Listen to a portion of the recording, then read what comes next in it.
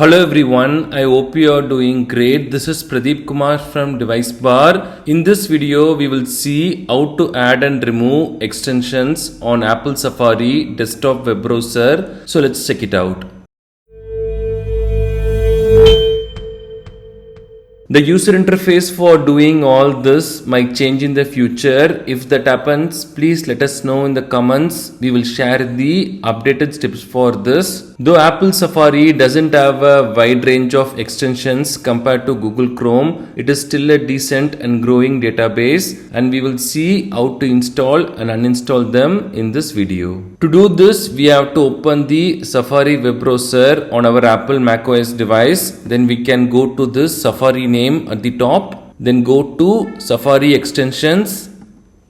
We will get this pop-up here. Here we can see our installed extensions. At the top we have to go to add extensions and then go to browse extensions. Then it will open the App Store. Here we can see all the extensions for Safari. That's all. We can also go to App Store directly, then go to categories, go to Safari extensions. Here we can browse all the available extensions. We have different categories here. Suppose if I want to install this, we just have to select this and select the get option here.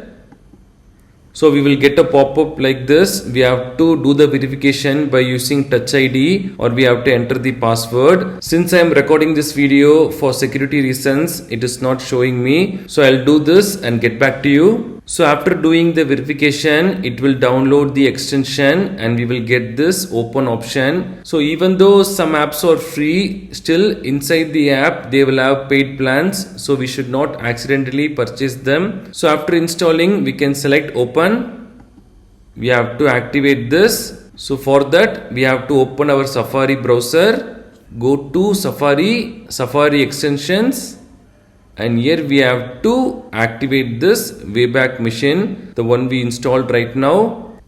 We can see the extension here.